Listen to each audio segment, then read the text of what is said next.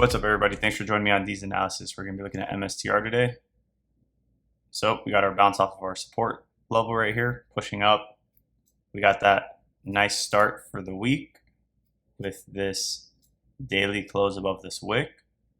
And although it was a red day, I still think it was actually a pretty good day, just to show that the bulls are still here to push this thing back up. We started the day off down, and we somehow found enough momentum to push this thing almost back to bullish territory or almost break even, which is pretty nice to see. The volume was very low on MSTR today. Volume was only sitting at about 7 million, and the average volume is roughly like 12.5 million per trading day. So this is a low volume, almost, half, maybe 55, 60% of our normal volume, roughly. But we ended up pretty solid, in my opinion, although it was a red candle. It's one of the more bullish red candles that you could get right now, like I said, with that bounce to the upside. And we closed back within the golden zone that we have been fighting with for some time now. We've been having trouble with this ever since May 1st. So it's been some time, over a month already, that we just have been consistently trending sideways or falling down because of this. But like I said, I do think once we break above it, we could potentially see a higher move up. Of course, it's not guaranteed, but this is a lot of resistance in this area. So if there was a significant move to come, it would more than likely come after the 430 region. And as we spoke of previously on the weekly, we want to close above this wick here. And the most bullish scenario that we could possibly get would be closing above 426. That's what we want. It would be nice on the monthly to see a close, around 450 or so, and potentially retesting. So if we could push all the way up here, get a retest of this level, and try and push back up, that would be perfect. Maybe get a significant move in July. Hopefully we get a significant move now. There's nothing stopping us from doing that at the moment. We're, of course, waiting for Bitcoin to do something more exciting. Bitcoin's kind of just been slowly crawling upward, and I'm sure it'll take off when nobody's expecting it, as it normally does. We have been waiting for a while at this point. So I'm still bullish on Bitcoin and MSTR. I don't know if things are going to be pushed, further out to maybe the beginning of Q1 of 2026. I don't know if it's going to go out that far, or this is going to be one of those very, very quiet creeps and then an absolute explosion to the upside.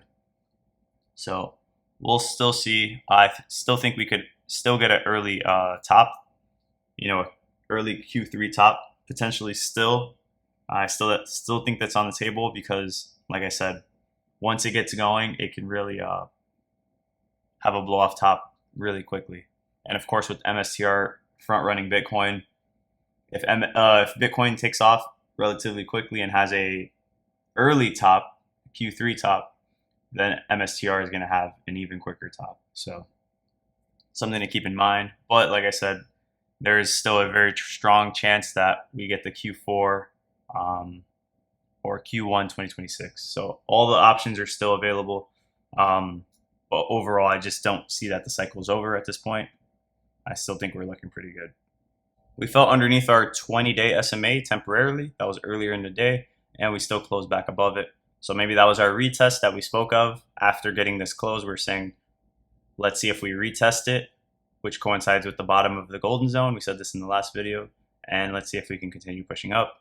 Of course, it does not have to play out because you can always get a wick up and then fill this candle to the downside. So that's always a possibility. There's always a possibility to both sides. And anybody that tells you otherwise is lying to you. Here on the 50, we're still in the same position, just kind of trending sideways, but we're still holding underneath this 50. This is another key level of resistance. So that, along with this, so we have more firepower underneath us, and we have a little bit of resistance right here. So let's see if we can break through it. We still have this gap that needs to be closed as well. All gaps do not have to be closed, but they more than likely end up getting closed in most cases. Here on the weekly, on Bitcoin, we're looking very good. We still have 5 days and 3 hours. Pretty strong week so far. We ideally need to see that close above a wick right here at that 111 region. Like I said, that increases our odds of touching all-time highs and eventually breaking it. And this is just looking very good. We spoke about it last video, saying after this close that it increases the likelihood of retesting and then pushing up further. Looks like we're currently getting that retest as we speak, but of course we could always close back underneath, and now we open up the possibility of going down to this level around 106 to 105.8, roughly there, and maybe chopping before going down further. But to the upside, we'll have a little bit of resistance at that 111 mark, and then from there it's all-time highs if we were to continue pushing upward. Those are the two things that I could see playing out. On the SMAs, we're well above our daily, looking very good. 4 hour above everything, and we got our crosses here, 20 crossing the 50 and the 200, and we just got our 50 to cross above the 200 as well, another bullish sign. On the 1 hour, we temporarily fell underneath our 20, and now we closed back above, retested it 2 times, and now we're pushing up. It's acting as support. And let's see if we can push above this wick right here, because it was a nice move up, and then we wicked back down relatively quickly. So let's see. This was a nice close back inside of this wick here at 110 roughly, and now we pushed down, but we still have 32 minutes. So let's see if this next hourly candle can push back above this wick here at 110.50 roughly, and eventually pushing up higher. I do think if we close at 110.50 or higher, I think we can touch this wick right here, which is 110.500. Global liquidity still creating fresh highs. Right now it's going sideways, but overall we still broke this most recent high, and I still think we have higher to go because I still believe that the dollar is going to continue to drop. So I think that that will give us some fuel to the upside. And when you take a look here on the monthly RSI, this is looking extremely good. It looks like a nice bull flag actually here. When you take a look, looks like a nice flagpole here. Then you have your flag going horizontally on the tops and bottoms. So if we were to break out, we could definitely see higher prices, but we're just getting back to the oversold territory here at 70. But historically, Bitcoin in the last 4 years, or the last year of the 4-year cycle, you tend to get that oversold, the overbought region to the upside. So as you can see, we made it all the way up, to 94, 95. Here we made it up to about 91.5. So I do think we could potentially see something like that again. I would keep in mind that we could see something along the lines like this, where maybe we actually start to regress right there. So maybe instead of making it all the way to 95 or 91, maybe we push up and we see 85. This is just a rough guess. Or it could be even, it doesn't have to be that. It could be something more along these lines here. And maybe it's 87, 88, 89, something like that. It doesn't have to be exact, but you get my point. It's kind of trending downward. But this can always be broken, and we can actually push to 90, 95. There's nothing that's going to stop that from happening per se, but just wanted to show you guys this to show that we're still in the beginning of the move. We're potentially in this region here on the RSI, and potentially here in this region on the RSI before any significant move happens. So we've had 2 little fake outs coming up and push back underneath. Let's see if this is actually the move.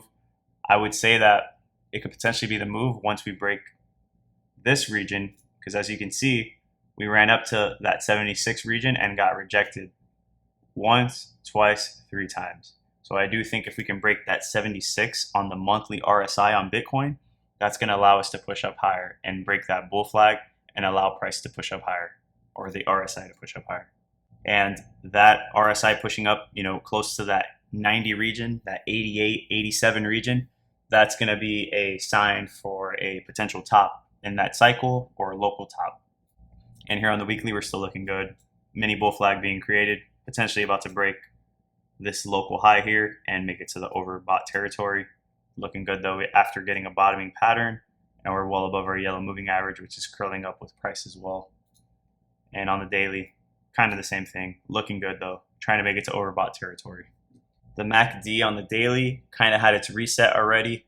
As you can see, price was kind of trending upward, but kind of in a weak fashion. And then we got a significant drop. And now it looks like it had its little break. And now it looks like it's ready to take off to the upside. So we could potentially see that red flip green. And we're already starting to get that curl. As you can see here, the blue is about to cross the orange. And it's looking very good. It's looking very, very good. So usually when you get a pretty nice cross here on the daily, you get a pretty decent move to the upside on these crosses. So you can see we got one here, but we didn't really get too much out of it. I mean, it was still a decent move. If you measure from there, you had a 12% move, and then you had a pretty significant one here on this cross. That's where we had this most recent move all the way up to about a 50% move. So we could potentially be on the brink of having a large move to the upside. You can see here as well on this cross, you had a move of 22%. So when you get these crosses at this level here, you could potentially get a nice run up. You'll get the cross above it sometimes when you're just in that extreme bullish territory and you're in a constant cycle of just continuing up and slowly crawling up, which is what Bitcoin has been doing. So you won't even really make it underneath the dodge line into the bearish territory, but that's okay. But you can see we do get pretty good moves after falling to the downside and getting that blue cross. So let's see where it takes us though. On the total market cap, you can see these two moves look very similar. This one here and the one that we're currently in. This is just a kind of a larger move of this. So you can see we had a push up from this gray line or this trend line. We pushed upward. We broke above our level of support. Same thing here. We had a move up, pulled back almost to the 382. We had our move up above our support, pulled back almost to the 382, and then we had a significant run. So what if the same thing happens and we kind of print that same exact move? Of course, it doesn't have to happen, but there's something to keep in mind that we are seeing a pattern right now. If we were to see something similar, it would potentially look like that, taking us to that 5.18 trillion market. That's if it were to, play out the exact same. Of course, it does not have to. It rhymes, but it doesn't have to be the exact same. Yeah, that would be pretty significant, though. That would be a total percentage gain of 52% for the total market cap of all of crypto. So that would be huge. I would love to see that. And I don't think there's anything that's stopping us from doing that. And it would kind of just make sense. It would go along with the trend. We have been seeing pretty significant moves like that along the way. So it wouldn't surprise me if we do see something along those lines. It's been happening time and time again. And you can see from these local highs, we've been pushing up pretty significant. 50% move from there. From this high to the next one was a almost 37% move. And then if that were to happen from this high here, that would be a 40% move. So it would be right in line with everything that's been happening prior.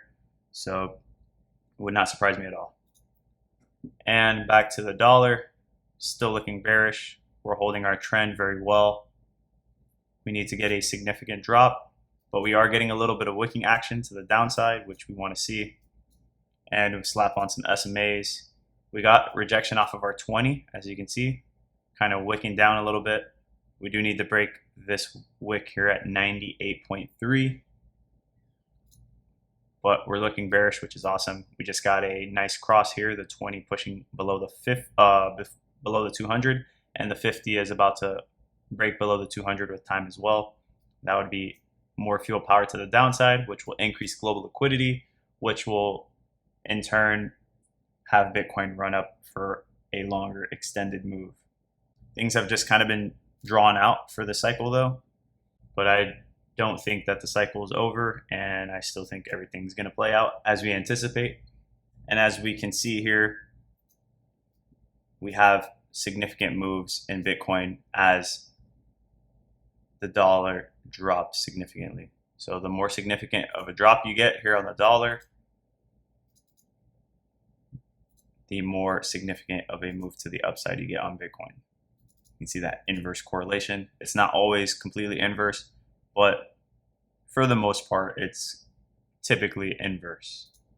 So you can see that downturn on the dollar, and you can see that nice 2021 spike there. So happens time and time again. We have seen a drop right now. We're starting to see a move to the upside, but I think if we get a further drop, that'll ignite a rally to much higher prices and potentially getting a repeat of that 2021, 2017. It might not be the exact same because of the regression.